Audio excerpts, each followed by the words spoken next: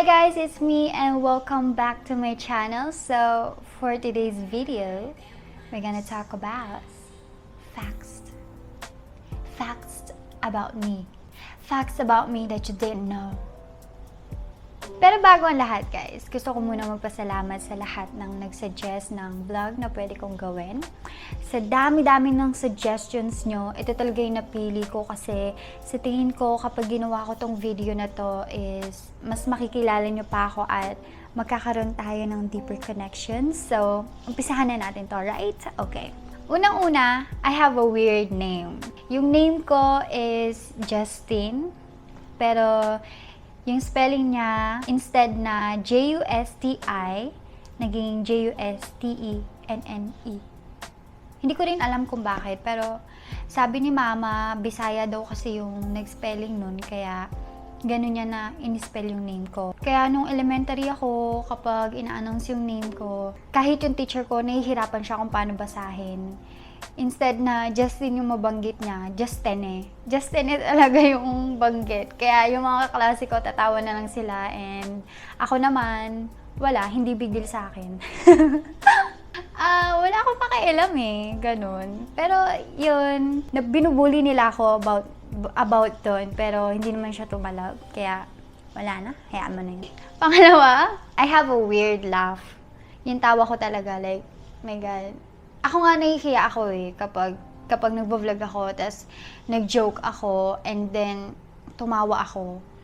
Madalas talaga kinakat ko yung tawa ko kasi ang weird niya talaga. Parang hindi siya feminine and...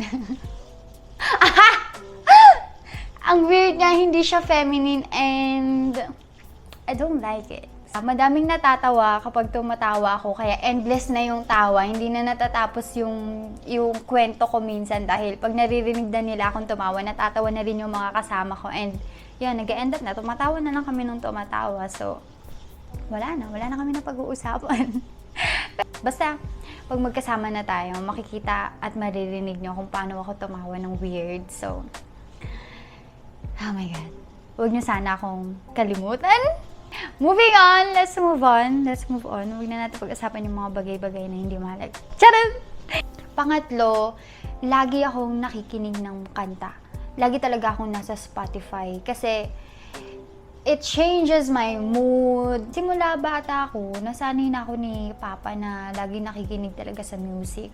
Alam nyo ba, before, pag may simpleng okasyon, si Papa kasi nasa banda siya eh. So, kapag may simpleng okasyon, tatawagin niya yung mga kabanda niya, and then tutugtog sila, ganon. Kaya ako, na-inlove na rin ako sa music. Bata pa lang ako. And bata pa lang ako, talagang curious na ako kung paano mag-play ng mga instruments, ganyan. Kasi, nakikita ko siya kay Papa, and si Papa magaling kasi siya, magaling siya mag-gitara, mag-drum.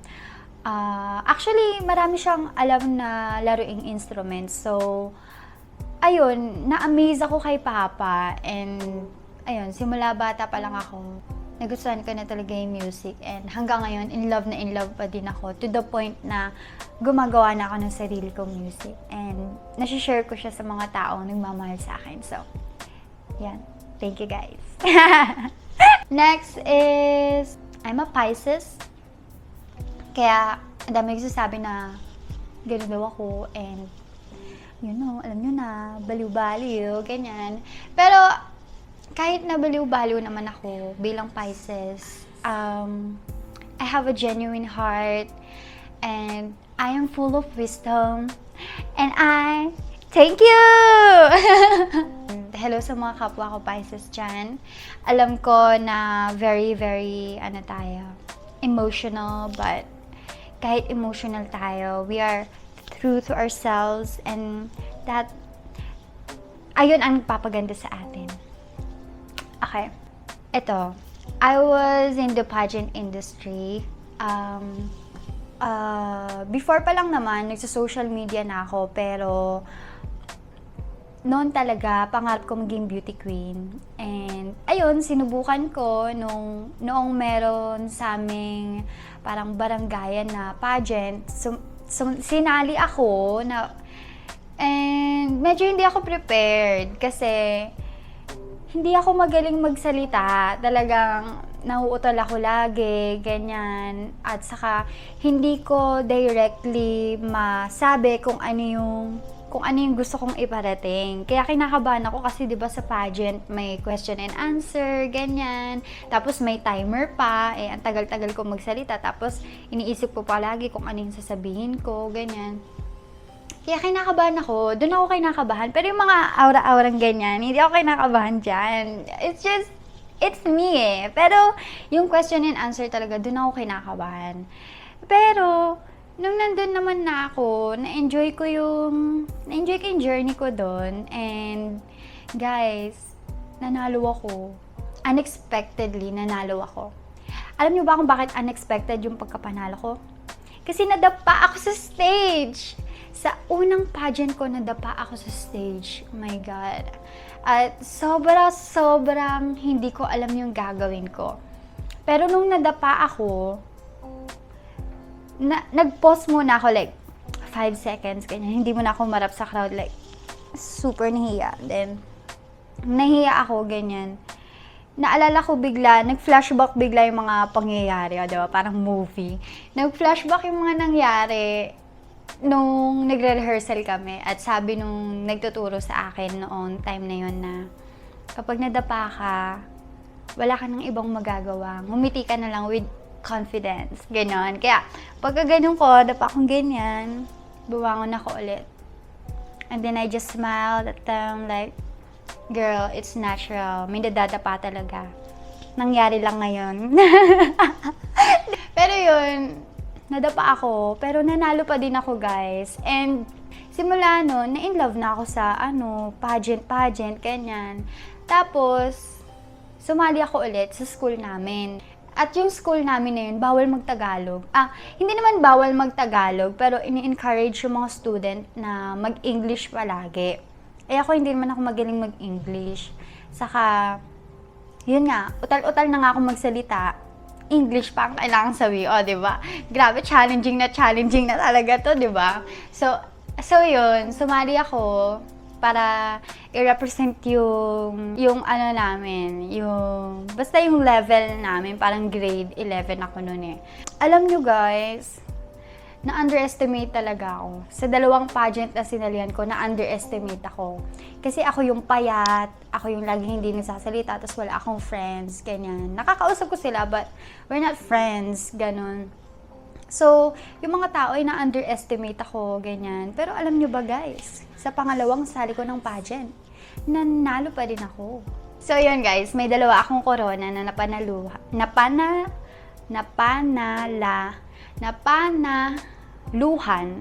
May 2 akong corona na napanalunuhan. May 2 akong corona na yun, napanalo ko, and si mama na yung gumagamit ngayon. Ang daming kwento. Next, eto, I play instruments. Marunong ako mag-ukulele, mag-gitara, at mag-keyboard. So, yung keyboard, ewan ko kung keyboard talaga yung tawag doon pero yung piano na, yung maliit lang, ganun. Basta yun yung, nagpi-play ako nun. And si Papa lang din yung nagturo sa akin. Yan. Next, eto, magaling ako mag-freestyle. Yes, guys. Alam nyo ba, kapag nagja-jamming kami ng music engineer ko, shoutout sa iyo, G-Code, panis talaga siya. Panis siya. Walang sinabi, guys. Walang sinabi. Saka, kahit na nagla-line up sila ng mga kasama ko, guys, ako pa rin talaga yung magaling. Ewan ko, hindi ko alam kung bakit. Pero, blessed lang siguro talaga ako ni Lord. Ganyan. And I'm very, very happy. Kasi minsan kapag gumagawa ako ng kanta, pakinggan ko lang yung beat na ganyan. And mag-isip lang ako ng tema sa isip ko. And then, nadadala niya na ako kung saan-saan ng beat. So, ayun na. Doon na nag-start. Nakakabuo na ako ng kanta. Alam nyo ba guys, yung huling yakap, sinulat ko siya ng freestyle lang. Basta pinapakinggan ko yung beat na ganyan. And then, I was, nandun ako sa sitwasyon na super bigat ng heart ko nung time na yun. So, kumakanta lang ako na kumakanta. And then, habang kumakanta ako, naiiyak na ako. So, sinusulat ko na lang yan siya. after ko yun siya masulat, dun ko siya kino-construct ng maayos. So, yun. Karamihan ng kanta ko is galing freestyle.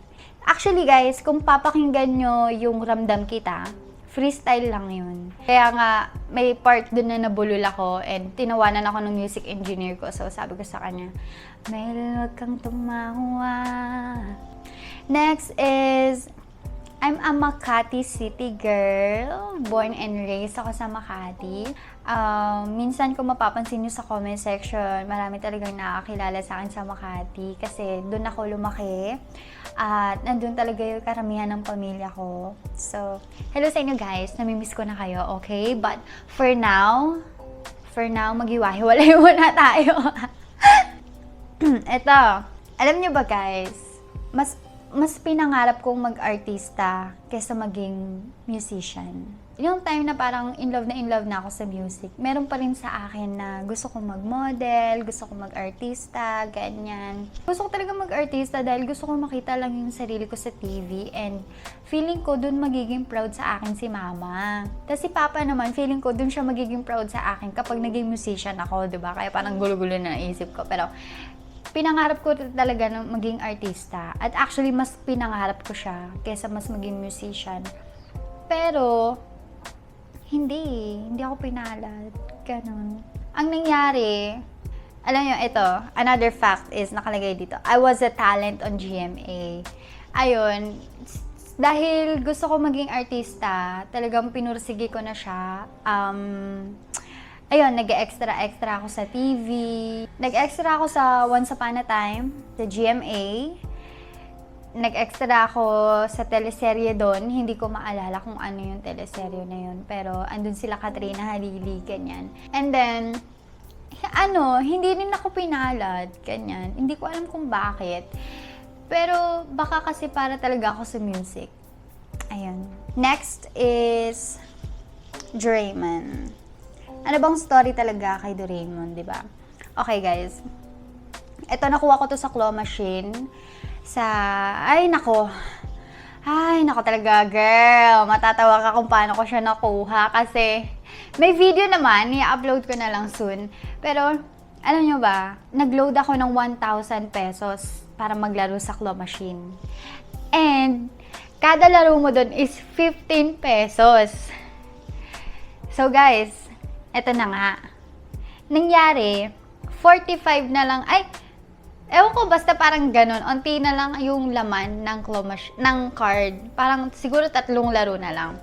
And super naawa na sa akin yung parang, ewan ko kung anong tawag kila ate, pero sila yung nag-aayos ng mga doon. Basta yung crew doon sa parang time zone, Keme, ganyan. So, sobrang gusto ko siya makuha. Mauubos na talaga yung laman. So, si ate, naawa siya sa akin. Alam niyo, inayos niya si Doraemon. Like, nilagay niya sa spot na yung super dali na lang makuha. Like, yung ilalaglag na lang siya. Eh, diyan, sobrang excited na ako, di ba? Ganyan. Sabi ko, video mo ko. Sabi ko sa kasama kong ganyan. Pero guys, ito na nga. Hindi kinuha akong ganyan. Pero,